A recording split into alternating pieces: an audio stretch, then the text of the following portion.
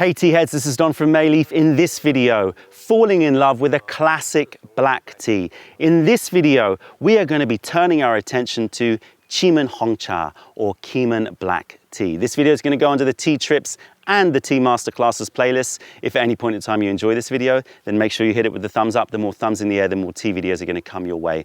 And if you haven't subscribed to our YouTube channel yet, then go click that button. We are in Qimen, Anhui in China. Every province in China has its own unique character. But for me, one of the most scenic and picturesque provinces is Anhui, with its crystal clear streams, its verdant, lush mountains covered in pine and bamboo, super friendly people, very, very fresh, crisp air, and villages which look like they have been lost in time. And just like those villagers, in my opinion, Keemun black tea is a little bit stuck in its history.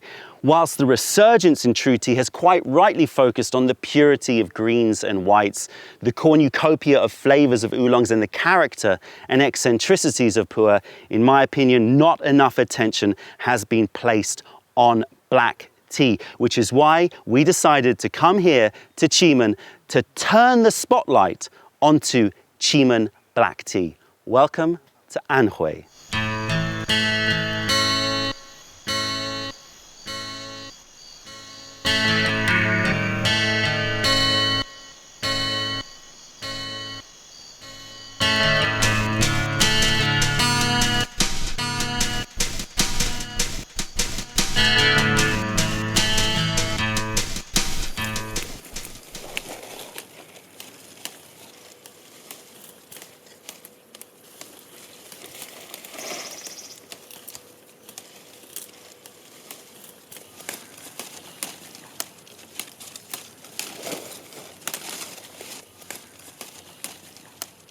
I said that Qimen black tea was a classic black tea. In fact, its history dates back to 1875 when it was officially recognized, and this area was protected by the emperors of China.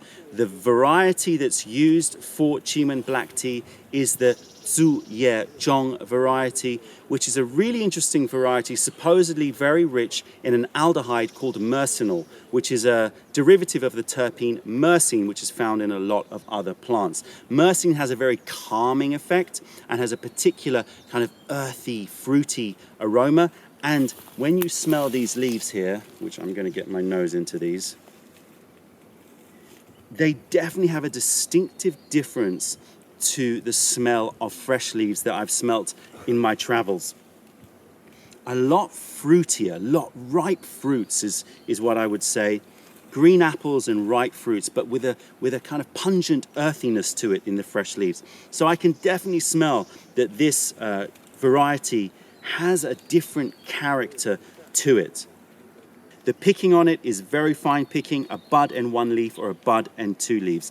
They only pick once per year here. So they'll pick in springtime and then they'll prune the plants back to allow them to recoup and build up flavor for the next year. So they will not pick summer or autumn tea here. They don't do that.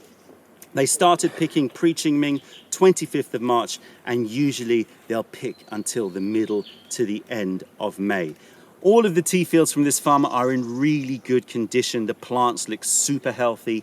They're on really steep slopes. These plants are grown from seed, not from cutting, and are approximately 50 years old, although the farmer says he has some fields which are older, 100 to 150 years old. Really, really lovely to see. They don't use pesticides here. They use the sticky paper to capture any little bugs and insects. Really, really high quality stuff. I can't wait to taste their tea.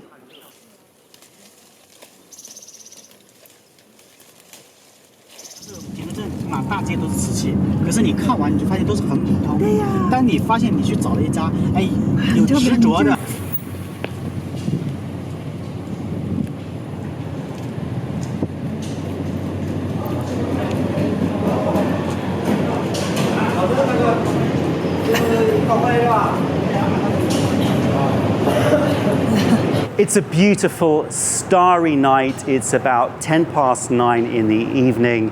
These guys are going to be working through the night. It's busy, busy season here for Qimen. Let me give you the classic walkthrough to show you the Qimen black tea processing. Follow me. The smell in here is incredible. So what we have here is the fresh leaves. The fresh leaves are split up into the type of picking. So here you have Da, big picking. It still looks very fine to me, but the leaves are a little bit bigger. Over there is Zhong, which is middle picking. And over here is Xiao picking. Really, really fine. The picking is a bud and one leaf, or a bud and two leaves. Super fine picking, really plump leaves. They will leave them piled up here for about 3 hours to start to wither. Then they do heated withering. Let's go through here. Behind that wall is a wood fire, big wood fire, and it's blowing air through these troughs. And you can see here that this is bamboo sieves, and then a metal sieve on top. And they will pile the leaves up. Take a look through here. Let's try not to disturb them. They'll pile the leaves up here, and these are withering over heat. And the smell of these leaves is incredible. It's nothing like I've smelled before with withering leaves. It's very fresh, very vibrant. Reminds me of Granny Smith apples, those very bright green, crunchy, fresh, slightly sour apples. Gorgeous. They will leave it in these troughs for about 6 hours, depending on the leaves, depending on the weather. And every half hour or so, they will take the leaves from the bottom and put them to the top. So they'll rotate the leaves so that there's an even withering. After this phase, they will roll the leaves. Let's go over here. Oops. So they'll be using these machines here, classic rolling machines. You've seen them for most types of tea. But the key here with black tea is that they do this rolling phase before any heating. So they'll extract all of the juices to the surface without breaking the leaves, using these contoured edges. And those juices will start to react with the air, and it will start to oxidize the leaves. After this phase, they will declump the rolled leaves and put them into baskets. And then they will bring these baskets to this heated room over here. This heated room is the oxidation room. And this is running at about 20, there's nothing going on at the moment here. This is running at about 25 or so degrees Celsius, so a stable temperature. They'll keep them in baskets and they will oxidize the tea. It'll take between 8 to 10 hours. After the oxidation phase, they bring the baskets out and they want to cool and slightly dry the leaves. So here is some finished oxidized tea. You'll see that they take the leaves and they dig a hole through the middle of the pile of the leaves, and that means that it will start to cool evenly. The smell of these leaves, very different to the fresh withering leaves. That fruitiness has gone and has been replaced with like a medicinal honey, camphor, menthol, honey sweetness, some flowers, some dried fruits. Wow, delicious, delicious. And then they'll put it into those machines over there that'll start to just declump the leaves, make sure that all of the leaves are nice and even. So this then is spread out over these mats to cool and dry slightly. It's still pliable, probably about 70% dry, still pliable. At that point, there's a very key decision to be made. If it's high quality tea, which is the xiao leaves, the very fine picking small leaves, they will hand roll the leaves. I'll show you that in a second, but first of all, let's show you what happens with the zhong and the da. So the still high quality, but considered to be lower slightly. They'll bring them to this machine here, So these are now cool, and these rotating blades will just even out the leaves into a single layer, and it passes through this conveyor belt, running it between about 120 to 140 degrees Celsius, and it will dry the leaves. And this is considered Qimen Maofeng, which is still high quality, high grade Qimen, but is not quite the level of the hand rolled stuff. This is the finished article here. Still steaming. These are now dry. You can feel they're losing their last bits of moisture. Oh, the smell here is incredible. The sweetness has come out of it. Those honeyed notes, honey, flower, wildflowers, malt. Incredible, incredible smell, making my mouth water. Gorgeous. So this here is finished Qimen Maofeng. Once this is stopped steaming and is fully dry, this is now ready for market.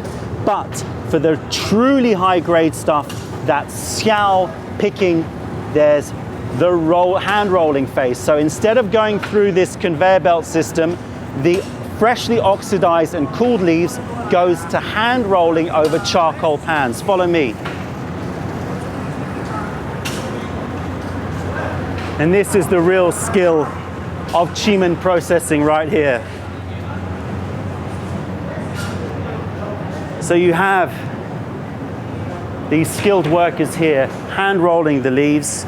You can see the level of work that goes into them. They're taking those pliable leaves and they're hand rolling them. They're making little balls in their hand and rolling it over charcoal heated pans. Now what this does is it's basically essentially an extra rolling phase, and that's bringing even more of the juices to the surface, and therefore you're going to get a much richer, stronger and more complex flavor as soon as it is brewed in water. They're laughing at me because I picked on one. All right, okay, so we're going to pick on all of them. Go on, pick to him now. Yeah. After this phase, they will then dry the leaves, and that can be done over charcoal, although that's not as commonly done and is usually by special order only, because it's very hard to keep an even temperature on charcoal heating. As I said, they do it here. It can be done, but for the most part they'll go for the more consistent heating, which is using electric heaters. Electric heaters, the classic bamboo and metal trays, which will rotate, running at about 100 to 120 degrees Celsius, and this will take in the region of about 40 minutes to an hour to finish drying. And the finished article is in these sacks here. Let me show you, and I hope you can see the difference. This is hand-rolled Qimen. Xiao, you can see very, very fine, lots and lots of copper buds here. Different look to the Qimen Maofeng, which is still a super high quality tea, but this is just that extra level up. So this is hand rolled, small, fine picking Qimen black tea. My favorite part of any tea trip is the tasting. And here we have the Maofeng. So this is Qimen Hongcha Maofeng. So this is machine dried and unrolled. And this here is the Qimen which has been rolled. So you can see visually, hopefully in one frame, you can see visually the difference. One is much finer rolled, and you can also see that the leaves are smaller. So you can see that the hand rolled stuff is done for the xiao leaves, the finer picking. Smell of the dry leaves is, it's this beautiful mix of malt and fruit, kind of jammy, almost wine-like. This is what I always get with Qimen black tea. Slight kind of alcoholic fermented note, fruity, but then that malty honey note to it. So this is, first of all, fresh Maofeng we're tasting. It has a very freshly made taste to it. A little bit green, Not as smooth as Qimen that has been left for a little while. Always recommend with Qimen, as with most black teas, it needs at least 3 or 4 months. So fresh is going to have a bit more heat, a bit more astringency than the slightly older tea, which is going to be smoother and definitely more gentle. So the smell of the hand-rolled, it is remarkably different. Richer, darker, more biscuity, dark dried fruits. Whoa, malt and chocolate. Wow, that's quite incredibly different. Oof. Okay, let's taste the hand-rolled Qimen. Really different. Doesn't have that greenness. Sweet, bakery. It's like dark fruit jam, Danish pastries, but dark baked. Really sweet, really smooth. This is fresh out of the oven. So it's just come out of dryer. And it's really, really smooth. You can taste the charcoal. You can taste the fact that it's been hand-rolled over charcoal. It's got that biscuity note to it. And the leaves I was looking at before, they do look different. Not just in terms of the fineness, not just in terms of the amount of roll, but these ones here, the hand rolls, just look glossier. They look oilier. It looks like they've been pressed a little bit and the oils have been brought to the surface. Remarkable difference. So the same tea, albeit slightly different pickings, so the pickings are going to have an effect here, but other than that, the processing is the same except for the drying phase, whether or not it goes through the conveyor belt, drying, or whether or not it goes through a hand rolling before drying. Remarkable difference, remarkable. Hey everyone, sorry for the intermission, but I wanted to quickly say that as you've just seen, I was so impressed by the differences in the taste between the hand-rolled Qimen and the Maofeng Qimen that when we selected our superior Qimen for 2018, which of course is hand-rolled, we also purchased up some of the Maofeng from the same plants made by the same producer. Now, we're not going to be stocking the Maofeng under Mayleaf, but for every pack of superior Qimen that we sell, we're going to be giving away a free sampler of the Maofeng so that you can taste the difference that hand rolling makes yourselves. And 2 weeks after the release of this video, we're going to be doing another video where we're going to be doing that taste test ourselves. So if you want to drink along with us, then don't watch that video until you get your goodies. Right, intermission over. Back to China, where I'm about to get my mind a little bit blown. And just to overcomplicate things, you can also hand roll, but with a different style.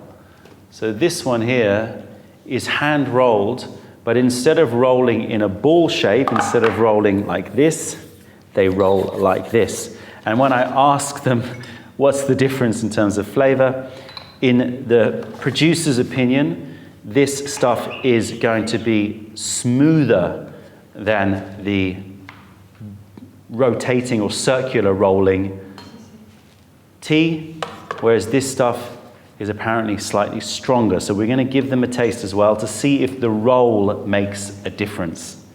As always, every little stage has its own level of complexity. Okay, so let's try this straight rolled. Again, totally different. Really light, really smooth, really flowery, intense floral note.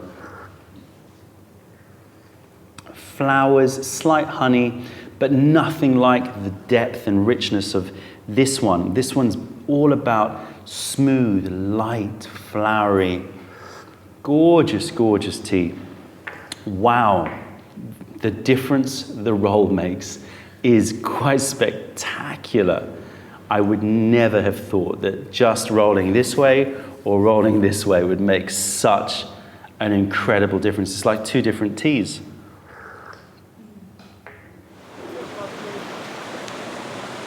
It's incredible, this area. So clean, the air, the briskness in the air, and this water is crystal clear, really fresh. You can drink it. It's so clean, it's so sweet, full of little fish. Truly, Anhui province in this area of Qimen is idyllic. It's incredible, just untouched. It's beautiful, supremely clean. A far cry from a lot of the imagery that you see about China.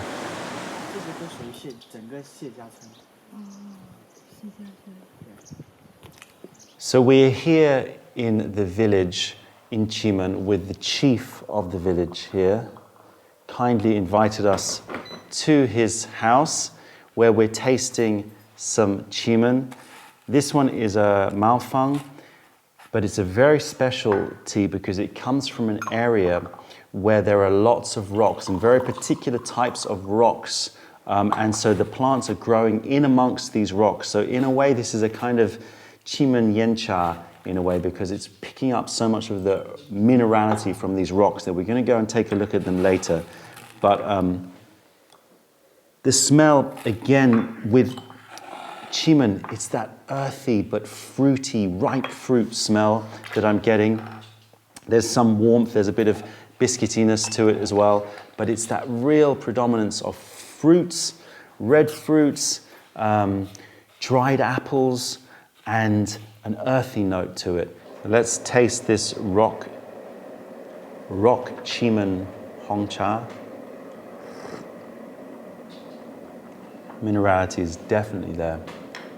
You can feel it on the sides of my tongue. A tingle and acidity. Definitely more fruity, just fruity, really tangy, fruity. But as I said, not in a young, vegetal kind of sappy way, but in a really fruity way.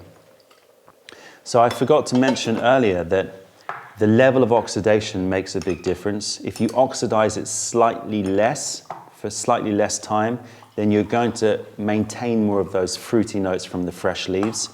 If you oxidize it really hard, then you're going to lose some of those, but bring out more of the honeyed notes, more of the sweeter notes. So there's a choice that needs to be made in the processing.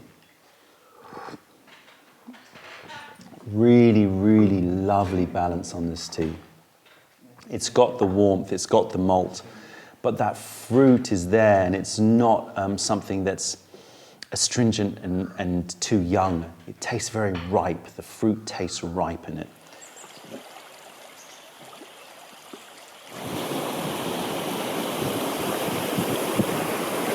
Right, I'm here with the chief of the village. We are on the most beautiful hiking trail. Just for a moment, forget about tea. Just walking in this area is stunning. It's like walking into a postcard. Incredible. Free-flowing streams, rocks, trees. It's just gorgeous, and the temperature is perfect. But what we're standing on here, and Celine, if you pan around, you'll see here this purple rock. And this is the rock that we're talking about. This is the rock that is particularly prized. And if you tilt up, you can see there are some relatively wild, in fact, quite wild tea trees up there. And the tea that we tried earlier comes from these kinds of plantations where you have relatively untended tea trees growing on these really interesting purple rocks that apparently millions of years ago were under the sea, which gives it a particular minerality, gives the rock a particular minerality, which gives that Yenyun rock rime taste to the Qimen Hongcha. We're at the market here. It's very noisy, very busy, just like markets should be. This is a market for fresh leaves, so the small landholders, the small farmers that have tiny little plots, they pick their leaves, they bring them here, and the producers, the people that will finish the leaves, turn them into finished tea, are purchasing. So it's a lot of haggling going on here. people are showing their leaves. There's a lot of no, no, no, don't like it. Quality is really about the picking. That's first and foremost. How small the leaves are, how fine the picking is, that's what they're looking for. Obviously, there are probably a myriad of other quality markers that I don't know about that these guys have years of experience purchasing. But this is what the small landholders do. This is not what we do when we purchase our tea. We tend to buy tea directly from producers which have their own farms, or maybe they deal with certain farmers each and every year that they know the quality. But this is how a lot of tea is made in China. We've left the bustling and noisy market behind us. It's full of atmosphere. It's great to see that the fresh leaves coming from these gorgeous mountains are finding buyers behind us and that business is thriving. We did try to do a deal for that rock Qimen tea, but the asking price was too high, in my opinion. We're always looking for unique teas. It was a gorgeous tea, but the experience in the cup did not justify the price. However, we have other farmers here. We're going to keep searching, and we've scheduled in another full day in order to find our Mayleaf Black Qimen tea for this year. I hope that this video has given you a taste and experience of the gorgeous Anhui province and piqued your interest if you are not a lover already of Black Qimen tea. That's it, tea heads. If you made it to the end of this video, then make sure you hit it with the thumbs up. Check out our YouTube playlist and let us know if there are any videos that you would like us to make. If you're ever in London, then come visit us in Camden to say hi and taste our wares. If you have any questions or comments, then please fire them over. Other than that, I'm Don. Celine is behind the camera from Mayleaf. Thank you for being a part of the revelation of true tea. Stay away from those tea bags. Keep drinking the good stuff and spread the word, because nobody deserves bad tea. Bye.